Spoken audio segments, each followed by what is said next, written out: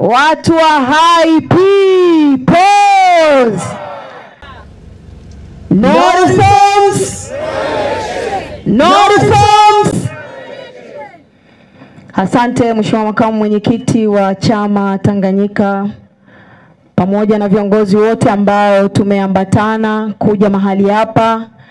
Kwanza kipekee ni washukuru sana watu wa Hai. Hakuna hata mmoja hapa aliyekuja amesombwa, kila mtu amefika kwa nauli yake. Na sisi tunafahamu sio kwamba hamna majukumu mengine ya kufanya.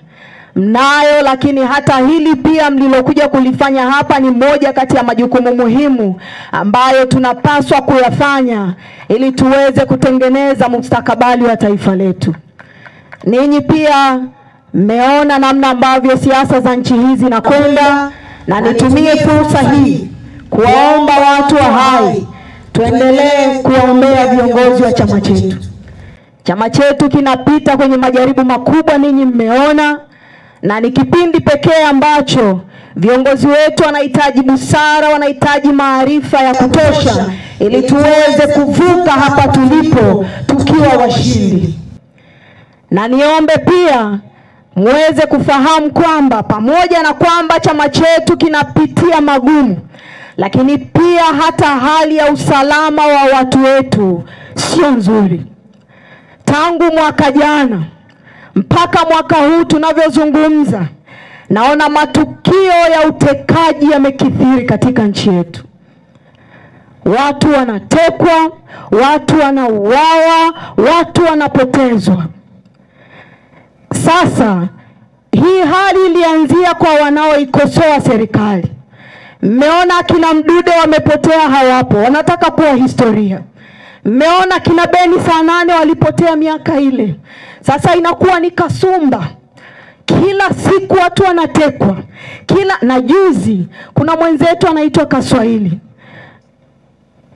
tarehe 22-21 alitoka kwenye mikutano, ilikuwa ni Victoria nadhani. Wakati anarudi hajulikani ameishia wapi hapa, hata nyumbani hajafika. Sasa hali ya aina hii sio hali ambayo tunapaswa kuichekelea. Na ninaomba niwaambie, asiwepo kujifanya yuko salama, hayuko aliye salama. Wanaodhani watakao kuwa wanatekwa ni Chadema peke yake anajidanganya. Usalama wa watu wetu unahitajika kwa kiasi kikubwa sana. Yuko mtu mmoja pale Mwanza anaitwa Daniel Choncholi. Yule ni mjumbe wa mkutano mkuu wa CCM. Alikuwa anafanya mazoezi nje, watu wakaja wakamchukua, ana familia na watoto, ana mke, lakini leo hajulikani aliko.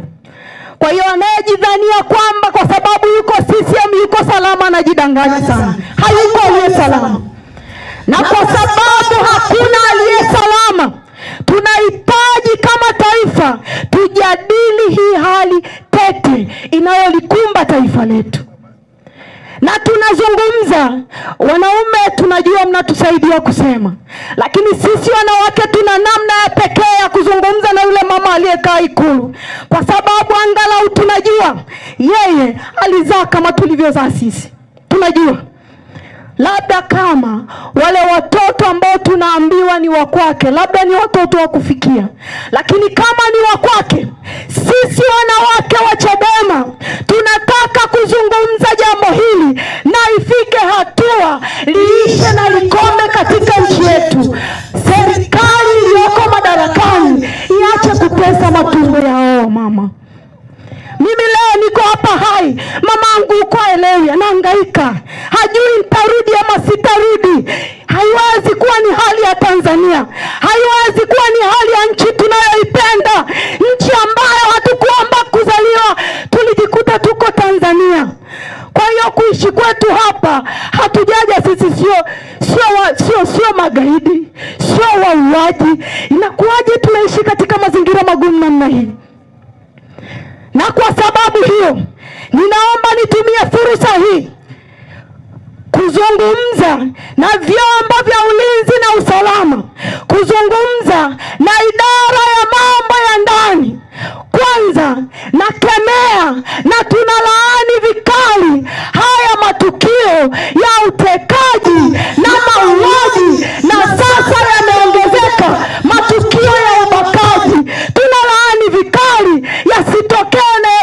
kuendelea tena.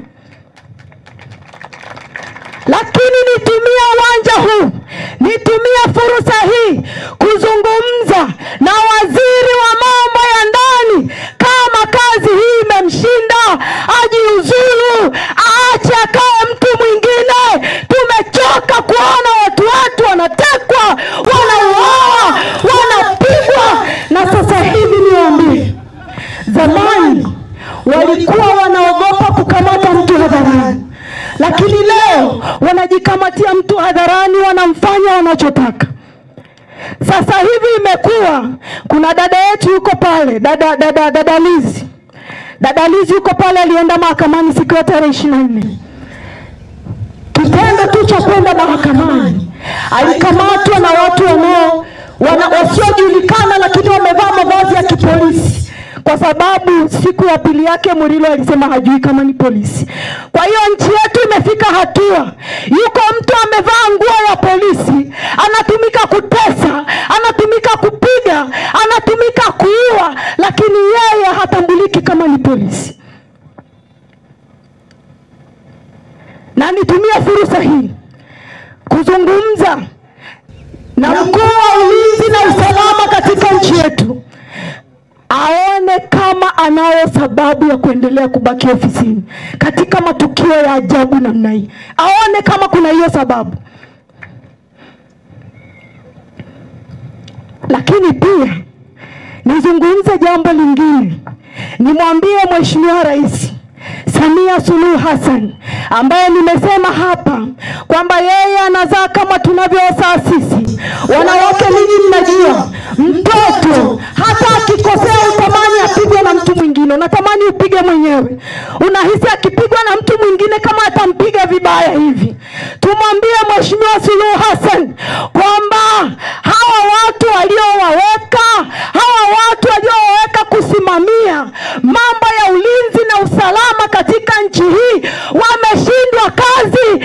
Atengue nyadhifa zao, aweke watu wengine, ili sisi wa Tanzania tuamini kama yeye hahusiki kabisa na kila kinachoendelea katika nchi hii. Na niwaambie wanawake, nimalizie kwa kusema, sisi wanawake Mungu ametupa namna nyingine ya kuzungumza naye katika ulimwengu wa roho. Vita hii tutaipiga mwilini na tutaipiga rohoni. Wanawake wanaojua kuomboleza wasimame, wamlilie Mungu, wamlilie Mungu mambo makubwa mawili. Jambo la kwanza, tumwambie Mungu kama Samia hausiki na mauaji yanayoendelea katika nchi hii, kama hausiki, tumwombe Mungu ampe maarifa, ampe hekima, amsaidie nchi hii iweze kupona. Lakini tumwambie Mungu jambo la pili, kama Samia anahusika kwa namna yoyote kuumiza matumbo ya wanawake wa Kitanzania, kama anahusika, Mungu ashughulike naye. Mungu ashughulike